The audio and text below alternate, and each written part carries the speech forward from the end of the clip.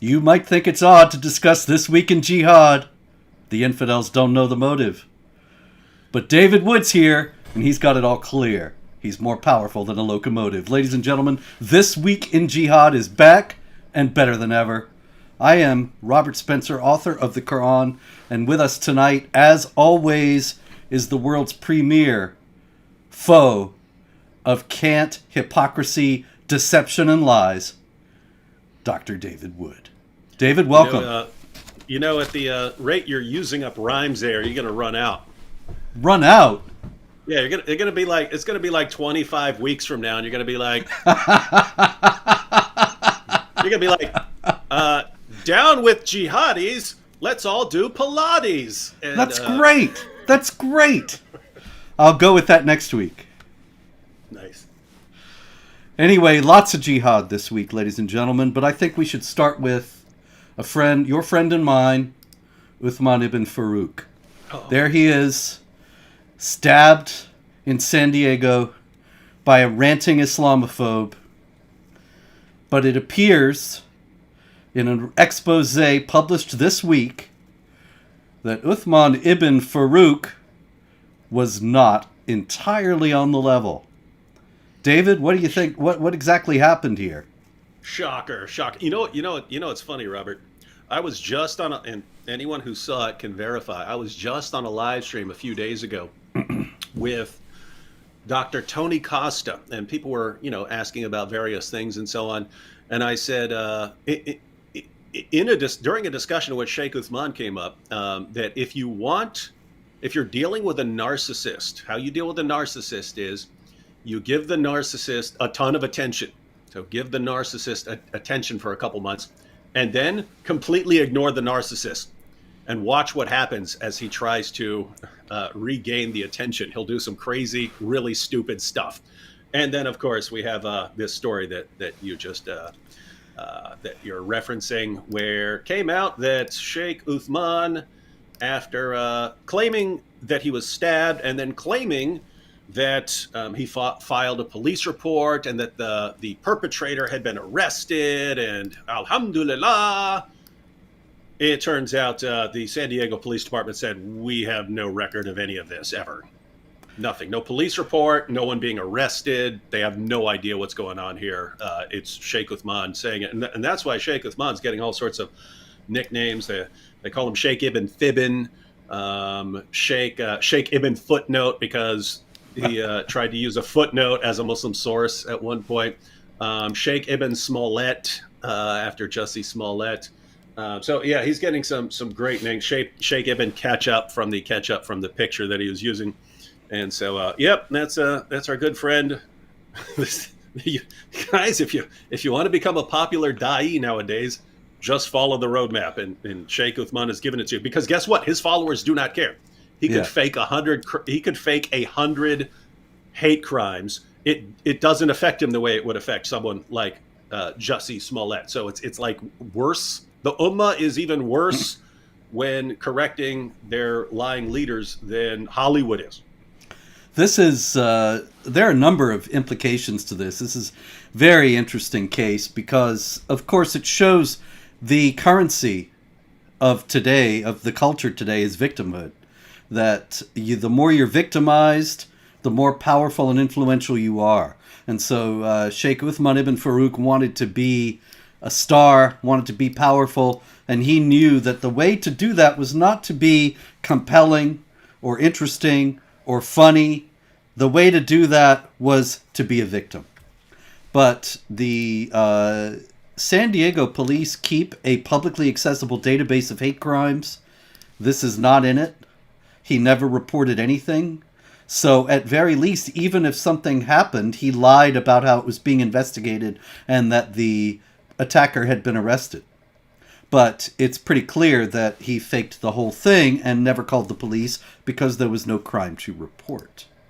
War is deceit. And even back then, see, I didn't call into question that there was some sort of fight, but it looked like it was some road rage incident, and he got into a fight with someone, but then he wanted to spin it. The picture of the blood, I regarded as obviously fake. Let's see the blood again. The blood is on the screen, David. Yeah, I've we've actually like zoomed in on it and so on, and you can see things like blood spatters and so on, which isn't going to happen if blood is leaking from from inside your body to the outside. Blood spatters what happens if blood is splattered on you from outside and so on. But I've seen lots of real blood in my life. Been in plenty of fights and so on. Been covered in blood, but had my clothes soaked in blood. And I've dealt with making videos over the years, tons of fake blood. And the fake blood that he's using there in the picture isn't even good fake blood. It's the kind you get at like for Halloween or something like that. If you want, you want to be a zombie and want blood leaking down your face or something like that. It's not even good fake blood. So yeah, I'm guessing fight, road rage, and then, ooh, I just got an idea. Hey guys, bring me some fake blood so we can turn this into an Islamophobic hate crime. And of course, then after claiming it, this is the problem when you have a community that constantly agrees with you, even if you're lying, like even if you're demonstrably, indisputably lying, it just psychologically impacts you that I can say and do whatever I want and I will never be held to account. And so that's what we're seeing right now is, hey, I can do all of this and it could be easy to refute. I'll say things that can easily be investigated. I'll post a picture that is obviously got fake blood in it. And so that anyone can call up the San Diego Police Department and verify that this is all fake. I will do all of that because I know for a fact my followers will never hold me to account. They will always believe me, and even if it came down to it and the entire police department were in front of me saying that I'm a liar, my fans would believe me, not the police department. They would say it's a conspiracy, probably by the Jews. And that's just the world we live in. And guys, they won't believe us either. Yeah, and so now keep in mind, it's easy to look at this and go, "Oh, this is so bad. It's so bad that these are the guys who are leading the Ummah." No, guys, I'll say it. I've said it 1,000 times. I'll say it 1,000 more. It's great that these are the guys who are emerging as the leaders. These guys who are compulsive liars, complete narcissists. These are the guys who, whether it be 2 years from now, 5 years from now, 10 years from now, they are such narcissists that once they start going up against each other and disagreeing and condemning each other and labeling each other kafirs and so on, they're going to destroy it from within. I really believe right now we could stop everything we're doing, Robert, and watch this implode. We could just sit back and watch it implode. But we're not. We're going to continue and expose it because we're going to hasten the demise. On the Caribbean island while we're sipping pina coladas. If you like pina coladas, join me and Robert.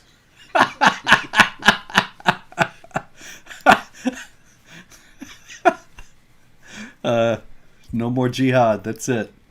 All right. Let's deal with Iran, David. A lot of things happening in Iran. Got a few stories here. Of course, one notable story that went around the world is of Elnaz Rekabi, the Olympic or some kind of champion mountain climber.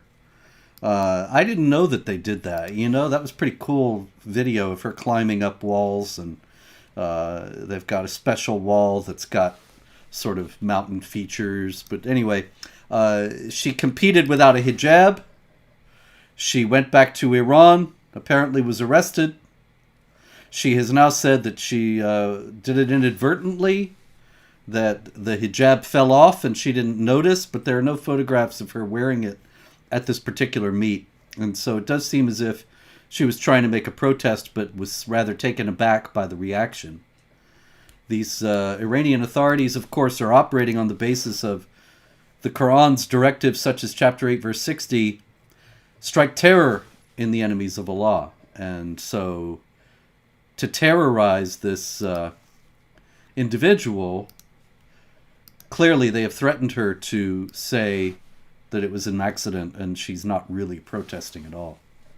What do you think that that's someone who should have been given immediate asylum. Oh, yeah. No doubt about it.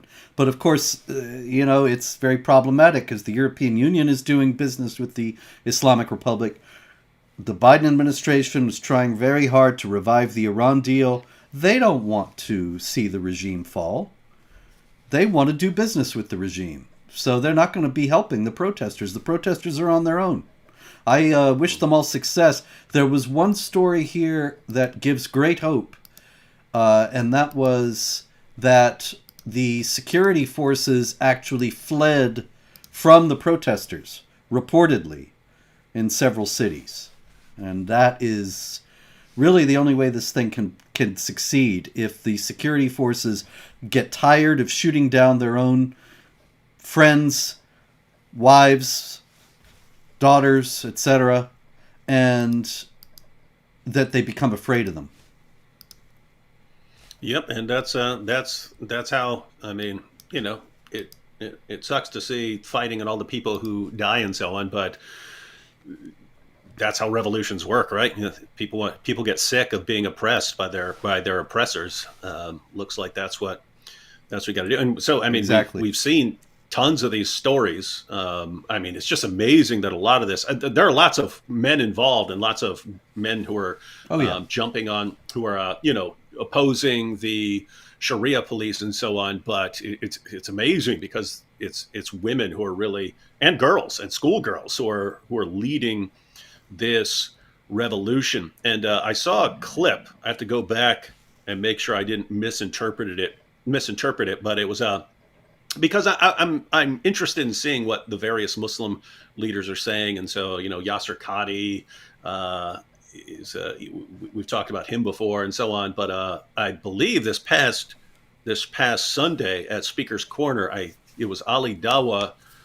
And I think it sounded, again, I want to rewatch this, but he was challenging the critics there, saying, show me where in the Muslim sources it says that you kill a girl for not wearing hijab properly. Show me that. I'll give you 1,000, whatever money they use over there. But notice, this is the same Ali Dawa, the exact same Ali Dawa. So I might have to make a video about this. This is the same Ali Dawa who says that the apostate prophet would be executed in a Muslim country for causing corruption in the land and spreading it. Now think about this. So Ali Dawa is taking Surah 5. You got all these commands to kill apostates in the Muslim sources, but his go-to passage was Surah 5, verse 33 of the Quran, which says that you can kill, crucify, dismember people for the vague crime of causing corruption in the land. So his reasoning was, apostate prophet, by spreading unbelief, would be spreading corruption in the land, in a Muslim land, and therefore he'd be executed. How would you not also apply this to tearing off the hijab? Robert, you've studied Islam for years. Not according to me, not according to you. From an Islamic perspective, would girls and women tearing off their hijabs, burning their hijabs, would that be spreading corruption from an Islamic perspective? Without any doubt, David, because they are becoming an occasion of temptation for the men who might see them walking around with their heads uncovered. And it's their responsibility to prevent that temptation. And so it's precisely and specifically corruption that they are causing in the land by walking around uncovered. And causing corruption in the land is actually a specific crime in the Penal Code of the Islamic Republic of Iran. Yeah, I've seen a pastor charged with that. Mm-hmm. He was charged with spreading corruption in the land. So it's just amazing that a guy who would apply the death penalty for the apostate prophet for spreading the corruption in the land is the one saying he doesn't see in the Muslim sources where you would kill a girl or a woman for causing corruption in the land.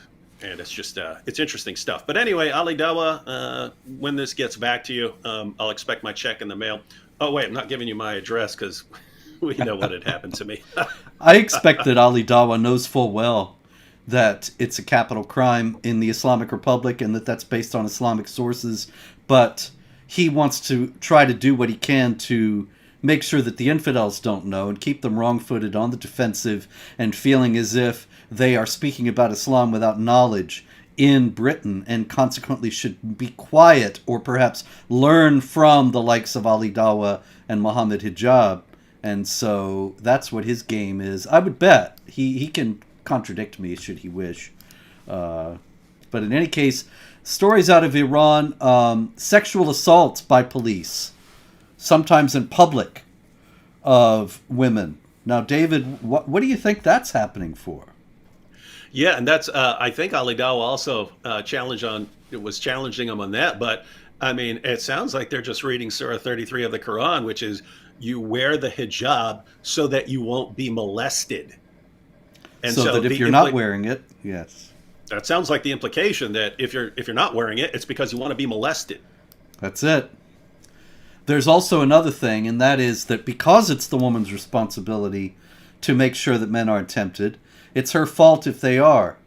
And so in prison, sometimes women in Iran have been raped because they're about to be executed. And this makes sure they go to hell in this perspective. Because it's not like they're the victim of the rape. The rape is a mark on their record that Allah will not forgive. And it's just amazing that you have, Muslim Dawagandists and so on saying, where are you getting this from the Muslim sources? I mean, I could think of like 35 different justifications from an Islamic perspective for the stuff that's going on. If you're talking about sexually assaulting these women and girls, notice Allah says, Surah 4, verse 65, that if you do not submit to all of Muhammad's decisions, you're not a real believer. So let me get this straight. These girls are born in Muslim families. They're raised as Muslims. If they start saying, hey, I don't have to wear the hijab, I don't have to follow this stuff, great. You're not following the commands of Muhammad and the Quran, and therefore you are not a true believer. It's very easy to label you an apostate. And Robert, if you capture a non-Muslim woman or girl, last time I checked, you can rape them all you want, according to Islam. That's right in the Quran. The captives of the right hand. Such a mystery, such a mystery. All this stuff, it's so mysterious. How it's just amazing because long before ISIS or anything else, we're sitting there explaining what would happen if anyone ever took these Muslim sources seriously in parts of the world. And then ISIS comes about. And I was getting messages like, David, I saw this stuff, in this video you said 5 years ago, and it's like exactly what ISIS is doing and so on. And it's just amazing that it's for politicians and journalists and educators, everyone is, how is Iran coming to these conclusions? How are the Sharia police coming to these conclusions? How is the Ayatollah, where's he getting this from? Where's ISIS getting this? And it's like, we've been shouting for years, pointing to the Muslim sources exactly where they're getting all of this. And for some reason, to this day, we don't know where anyone's getting any of this. It's one of life's great mysteries. David, I think that's an excellent segue to our Stupid Infidels section for the week. Quite a lot of stupid infidels. Let's go to Germany. And in Germany... It's always Germany, isn't it? Here's a story from Der Spiegel. Und in Der Spiegel, it says that 2 people were killed and another seriously injured in a knife attack in Ludwigshafen. Und in Ludwigshafen, the alleged perpetrator was shot and seriously injured by the emergency services while fleeing. Now, he was attacking people with a knife. Now, get this, David. As Spiegel learned from security circles, the alleged perpetrator is said to be a 25-year-old Somali citizen. The man shouted... What do you think he shouted? Oh, gosh. You know what, Robert? I keep getting these right, and I keep wondering why I'm so right. And I think, well, maybe it's because, I'm a genius and so on. And so trying to think of a way to really, maybe get the wrong answer and so on. So I actually made a randomized wheel here, right? And so we can make this truly random where I can't use my brilliant intellect to get this right. So I'm going to go with whatever the wheel says. Totally random, random. Ready? All right. It says I have to go with Allahu Akbar. Totally random. You all saw it. It's amazing. The Whirl of Fun has correctly chosen the answer. And so the man screamed Allahu Akbar before stabbing 2 people. Now, David, here's an interesting addition. he also severed an organ from one of the victims. Now, this was not a strike at the neck. He severed a different organ. For $100, can you name the organ he severed? The organ? Yeah, a piece of his body. You mean what do you think he might have cut off? Was it his nose? Was it his ear? When you talk about organs, I was thinking of like internal organs. No, external extremities. Fingers? Fingers is actually it. Yeah, he cut off the guy's hand. Why did he cut off the guy's hand? The strike at their necks and chop off their fingertips. That's it. Chapter 8, verse 12. And unless he was stealing and then hand. But it looks like he was just going for the quick route. You know what I mean? Yes, exactly. You hit the hand and you get the fingers.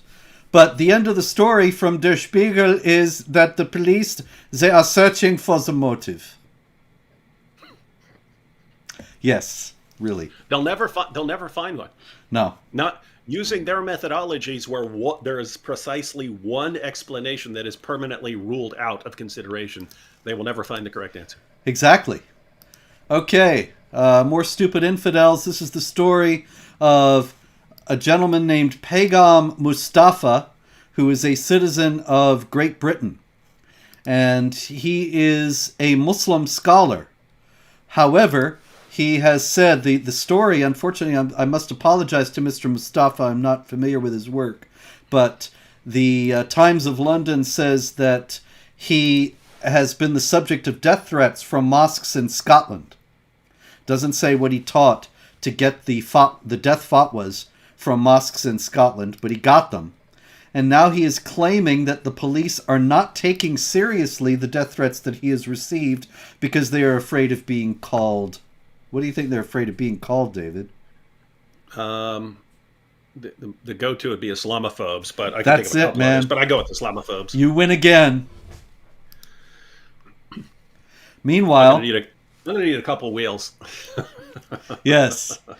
Strike the neck, Allahu Akbar, yeah. Islamophobia. That'll about cover it. Mm-hmm. There's an update. I think we talked a few weeks ago about Steve Flood, who was a counselor in Ipswich in the UK, and he was just expelled from the Conservative Party for the crime of Islamophobia. And why was he expelled from the Conservative Party for the crime of Islamophobia? Because Steve Flood, David, said that Islam was a faith that does not allow free speech. I mean, wouldn't every honest Muslim leader on the planet agree with that? Indeed. I don't know how anybody can... I mean, obviously the British authorities do not want to acknowledge that Islam does not allow for the freedom of speech. They want to give the impression that it's completely benign and wholly compatible with Western pluralism and secularism. But Steve Flood, actually, what he said in that regard was accurate. There are other reports where they say he was calling for the banning of Islam. That's another question. I myself am not in favor of the banning of religions and thought police and that kind of thing. But there's no doubt that there are deep incompatibilities between Sharia and Western legal systems, and those are going to have to be dealt with one way or the other someday. They're not going to be able to be ignored forever. Yeah, and when I hear about things like this, like someone saying, hey, as a matter of fact, Islam doesn't allow freedom of speech. It has all sorts of blasphemy laws and things like that.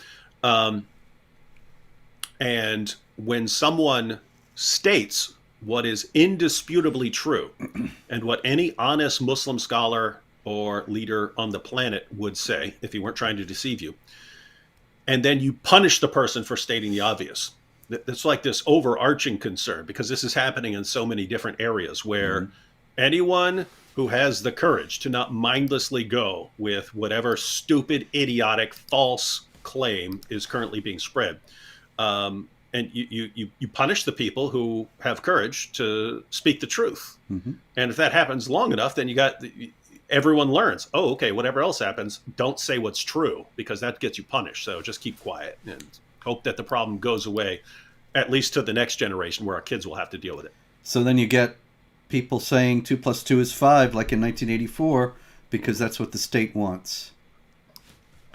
Council of Europe is going to vote, actually, on a resolution that accuses authorities in several European states of normalizing discrimination against Muslims. And it is calling on the various countries of Europe to address Islamophobia as a form of racism. Now here we have the conflation of the definitions of Islamophobia. Islamophobia is never defined in these articles, never defined in these resolutions. And people think of it as meaning attacks on innocent Muslims, which are never justified and always to be condemned.